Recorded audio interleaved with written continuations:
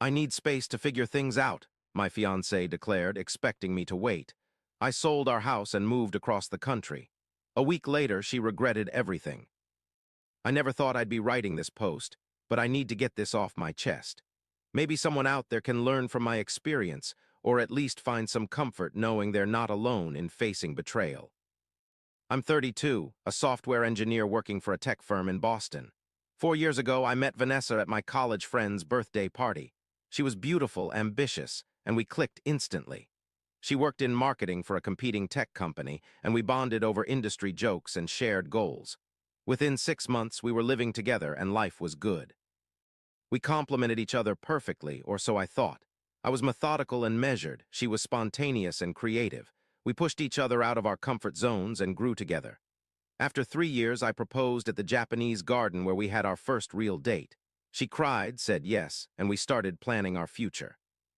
We bought a house together in a nice Boston suburb. I put down 80% of the down payment from my savings and an inheritance from my grandfather, but we agreed to split the mortgage payments. The house needed work, and we spent weekends painting walls and refinishing floors. It was our project, our future. Looking back, I should have seen the warning signs. Vanessa occasionally mentioned her ex, Ryan. They dated on and off through college and briefly after graduation. She'd casually drop him into conversations. Ryan and I used to go to this restaurant, or Ryan would have hated this movie. I never thought much of it. Past relationships shape us, right? I didn't realize how much emotional space he still occupied in her life until I found her scrolling through his social media one night. She quickly closed the app when she noticed me watching. When I asked about it, she shrugged it off as idle curiosity. I trusted her, so I let it go, a decision I would come to regret. About 6 months before our wedding, Ryan moved back to Boston after a few years on the West Coast. I remember the day Vanessa told me. Her voice sounded strained, trying too hard to be casual. You'll never guess who's moving back to Boston. Ryan got a job at Vertex Media. I nodded and asked if she'd heard from him directly. Just through mutual friends, she said quickly. Too quickly, I realize now. Suddenly, Vanessa began working late more often. Her phone would ping with notifications that she'd quickly dismiss. She became protective of her devices, small changes that I noticed but dismissed. Once I picked up her phone to check the time while mine was charging, and she practically lunged across the room to take it from me. Another time, I came home early from work and found her quickly ending a call, looking flustered. When I asked who it was, she said, "Just a client." Her eyes didn't meet mine. Wedding planning started strong. Vanessa created Pinterest boards and contacted vendors with enthusiasm. Then, gradually, her interest seemed to fade. She'd reschedule cake tastings, forget to call florists back, push venue decisions to next week. I assumed she was stressed with work, and she was, but in concerning ways. She'd started missing client meetings, something that had never happened before. Twice I overheard her supervisor calling with concerns about presentation quality. One evening, she snapped at me for interrupting her while she frantically redid a campaign proposal she'd apparently botched earlier that day. Her usual meticulous attention to detail was slipping, replaced with distraction and carelessness. When I suggested she might need to cut back on hours or talk to her boss, she became defensive and changed the subject. One Saturday, we planned to meet with wedding caterers. 15 minutes after our appointment time, Vanessa texted that she'd been called into an emergency meeting with a client. I apologized to the caterer and rescheduled. Later that day, while walking through the public garden to clear my head, I saw Vanessa sitting on a bench with a man I didn't recognize. They weren't touching, but their body language was intimate, leaning toward each other, completely absorbed in conversation. My instinct was to approach them, but something held me back. Instead, I took a photo from a distance and walked away, sick to my stomach. That night, I casually asked how the client emergency went. She launched into a detailed story about a marketing campaign gone wrong and how she'd saved the day. The lie flowed effortlessly from her, complete with details about the client's reaction and the solution she'd proposed. I showed her the photo. She froze, then claimed he was a colleague helping her work through the campaign issues. I pretended to believe her, but that night I checked our phone records. Dozens of calls and texts to the same number, often late at night or when I was at work. 8 months into our engagement, everything changed. I came home from work on a Thursday evening to find Vanessa sitting at our kitchen island, staring into a glass of wine. The air felt heavy. She barely acknowledged me when I walked in, unusual for her. "Everything okay?" I asked, setting down my laptop bag. She took a deep breath, wouldn't meet my eyes. "We need to talk, Mark." My stomach tightened. No good conversation ever started with those words. "I've been doing a lot of thinking," she continued, her voice steady but distant. "I think we need to take a break." The kitchen seemed to tilt around me. "A break? What do you mean?" She finally looked up. "I've been feeling confused lately about the wedding." "Where is this coming from? If you're stressed about wedding planning, we can scale back." "It's not the planning," she interrupted. I've been talking to Ryan again." The name hung in the air between us. "We've been meeting for coffee, just as friends at first, but—" She twisted her engagement ring. "I realized I have unresolved feelings for him. Things ended so abruptly when he moved away. I never got closure." My mind raced, trying to process what she was saying. All those late nights, the guarded phone, the client emergencies. It clicked into place with sickening clarity. "I need some time to explore these feelings," she continued, as if discussing a weekend trip rather than detonating our relationship. "I'm not saying it's over between us. I just need to be sure before we get married." I sat perfectly still, my face carefully blank while my world collapsed. "How long have you been seeing him?" I asked, my voice surprisingly calm. "A few months, but nothing physical has happened," she added quickly. "I wouldn't cheat on you." Technically, perhaps. Emotionally, she'd been gone for months. Then came the kicker. "Ryan's coming to visit next weekend. I'd appreciate some space while he's here." She wanted me to vacate our house, the house I'd primarily paid for, so she could explore things with her ex-boyfriend. And she expected me to wait patiently while she decided which man she preferred. I looked at her, this woman I'd planned to marry, and felt nothing but a cold clarity washing over me. "I understand," I said simply. Relief flooded her face. She hadn't expected it to be this easy. "Thank you for being so understanding," she said, reaching for my hand. "This is just something I need to do before I can fully commit to marriage." I nodded, squeezed her hand once, then let go. That night while Vanessa slept, I made a list. I knew exactly what needed to be done. This wasn't about revenge, it was about self-preservation and self-respect. The next morning, I called in sick to work and contacted a real estate attorney. I needed to understand my options regarding the house. Since the deed had both our names, but I'd contributed the bulk of the down payment, things were complicated. The attorney advised documenting everything and moving quickly. Next, I called Emma, a realtor I'd been in contact with 6 months earlier when we'd briefly considered upgrading to a larger property. We toured several homes and discussed market conditions extensively before deciding to stay put. Emma had impressed me with her market knowledge and efficiency. The Boston housing market was even hotter now than it had been then, and she confirmed we could move quickly. After hearing my situation, a sanitized version, she assured me we could list within days and likely get significantly above asking price. She could have a photographer over by Monday and already had potential buyers in mind. I called my investment manager and discussed liquidating some positions to ensure financial flexibility. I updated my resume and started applying to positions in California, where our company had offices. The tech scene in San Francisco had always interested me. Over the weekend, while Vanessa visited her parents, a convenient story that gave her time with Ryan, I suspected, I meticulously photographed and inventoried everything in the house. I documented what belonged to each of us with receipts where available. I packed her personal items carefully, clothes, jewelry, mementos, everything that was clearly hers, and rented a climate-controlled storage unit. I paid for 6 months in advance and kept the receipt. Monday morning, the photographer came. Tuesday, our house was listed. By Friday, we had multiple offers, the highest being $75,000 over asking price.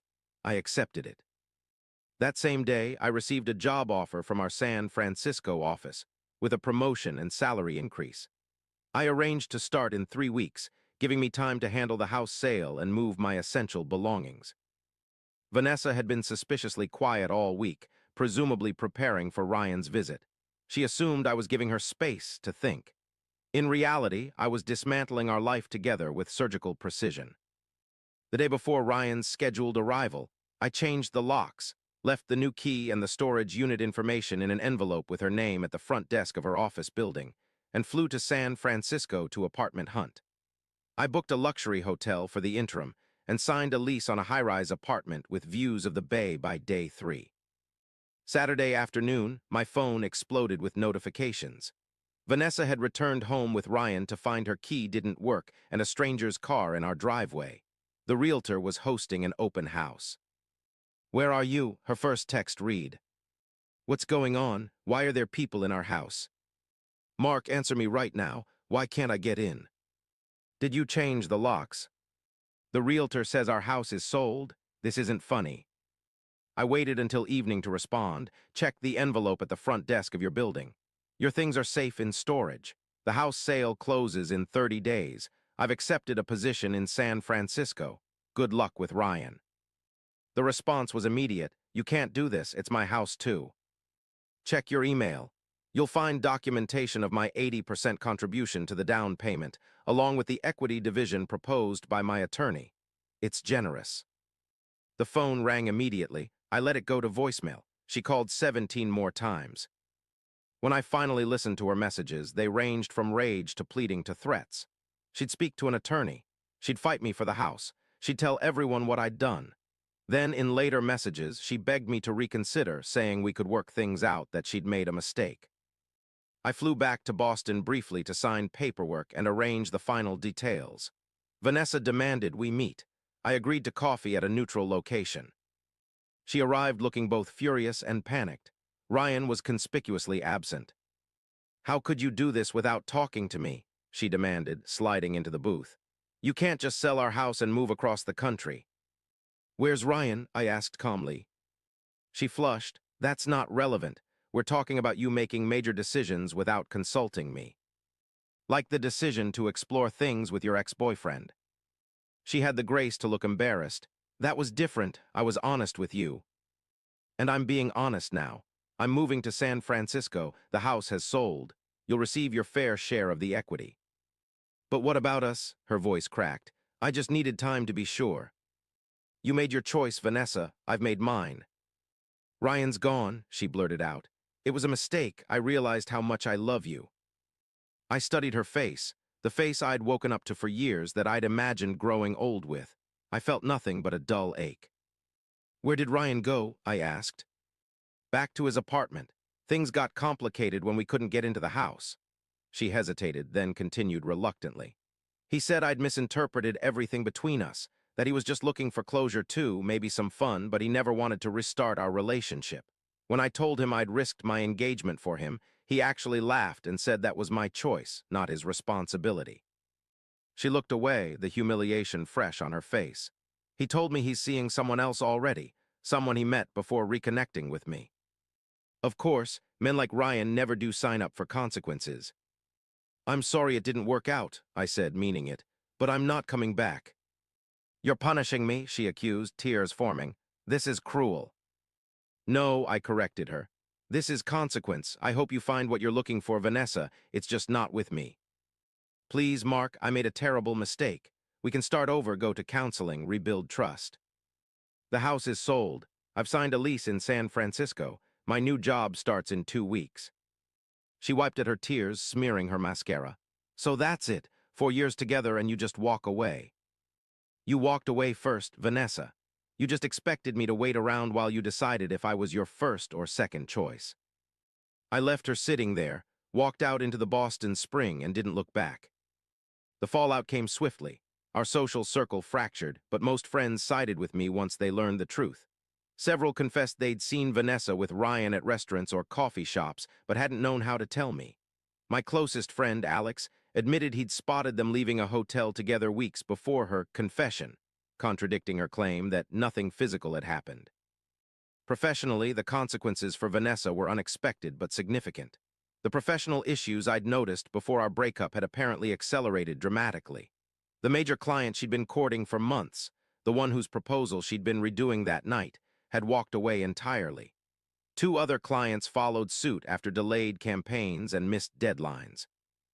Her company placed her on a performance improvement plan, something unthinkable for someone with her previous track record. When questioned about her sudden performance decline, she'd broken down in a meeting with leadership, creating an uncomfortable scene that quickly became industry gossip. Meanwhile, Ryan had indeed vanished from the picture. not because of my departure, but because he'd never intended to stay. According to mutual friends, he'd been seeing someone else even while reconnecting with Vanessa, using her for emotional support and validation while building a relationship with a gallery owner he'd met shortly after returning to Boston. The reduced equity from the house sale, despite my fair division, meant she'd had to downsize to a small apartment across town. Between the housing change and her crumbling career, Vanessa's carefully constructed life was disintegrating. Former colleagues described her as a shell of herself, unfocused and bitter in professional settings, further damaging her reputation in our tight-knit industry. Meanwhile, I settled into San Francisco life. My promotion came with new responsibilities that kept me challenged and engaged. My apartment in North Beach offered views I'd only dreamed of in Boston. I joined a hiking group and started rock climbing on weekends, activities Vanessa had always dismissed as boring. I found a therapist who specialized in relationship trauma and did the work to heal. Vanessa reached out several times over subsequent months. First angry emails, then tearful voicemails, finally apologetic texts. I responded politely but briefly to practical matters and ignored the emotional pleas. She'd made her decision clear. I was honoring it. 6 months after moving, a former colleague visited San Francisco for a conference. Over dinner, she updated me on Boston gossip. Vanessa had been let go from her position. The performance issues had continued, compounded by increasingly inappropriate behavior, arguing with clients, missing critical deadlines, showing up visibly hungover to important presentations. What had once been a promising career lay in ruins. Almost exactly 1 year after moving to San Francisco, I attended a mutual friend's wedding back in Boston. I'd considered declining, but decided I wouldn't allow the past to dictate my choices. I was chatting with old friends during the reception when I felt a presence beside me. Vanessa looked different, thinner, with dark circles under her eyes poorly concealed by makeup. Her dress hung loosely on her frame. Her smile seemed forced. "You look good," she said, her voice smaller than I remembered. "Thank you, how have you been?" "Managing," she said. "It's been difficult." An uncomfortable silence stretched between us. "I heard you're doing well in San Francisco," she continued. "Big promotion, new apartment." I nodded. "It's been a good change." "I tried to find work out there, you know." She swirled her champagne nervously. "Thought maybe we could, but the interviews didn't go well. Word has spread about my professional issues." "Mark," she started, then paused to gather herself. "I made the biggest mistake of my life. I threw away something real for a fantasy. Ryan was." She trailed off, shaking her head. "It doesn't matter. I just wanted you to know I understand now what I lost." I studied her face and felt only a distant sadness for the pain she'd caused us both. "I hope you find happiness, Vanessa. I really do." "Are you seeing anyone?" she asked, her voice careful. I thought of Hannah, the UX designer I'd been dating for 2 months. It was early days, but promising, built on honest communication and mutual respect. "I am," I said simply. "It's new but good." Pain flashed across her face before she masked it. "She's lucky to have you." "I'm lucky too," I replied. "I learned a lot this past year about what I want and need in a relationship." She nodded, blinking back tears. "I wish I'd realized what I had before I threw it away." The band started playing a slow song. I finished my drink. "Take care of yourself, Vanessa." Walking away, I felt no triumph in her unhappiness, no satisfaction in her regret. The best revenge wasn't anything I did to her. It was building a better life for myself, one where her choices couldn't hurt me anymore. 3 years have passed since that wedding encounter. San Francisco is truly home now. Hannah and I got married last fall in a small ceremony overlooking the Golden Gate Bridge. My company's IPO was successful, and we're considering buying a house in Marin County. I still think about Vanessa occasionally, not with anger or bitterness, but with a kind of distant gratitude. Her betrayal forced me to stand up for myself, to value my own happiness above others' expectations. In the painful unraveling of what we'd built, I found strengths I didn't know I possessed. I heard from a mutual friend that Vanessa eventually found a position at a smaller agency, rebuilding her career from the ground up. She sought treatment for depression and alcohol use. I genuinely hope she's found some measure of peace and stability. Sometimes the end of something you thought was forever becomes the beginning of something better than you could have imagined. It's not about getting even. It's about moving forward with the knowledge that you deserve more than you were willing to accept. And that's a lesson worth every painful step of the journey.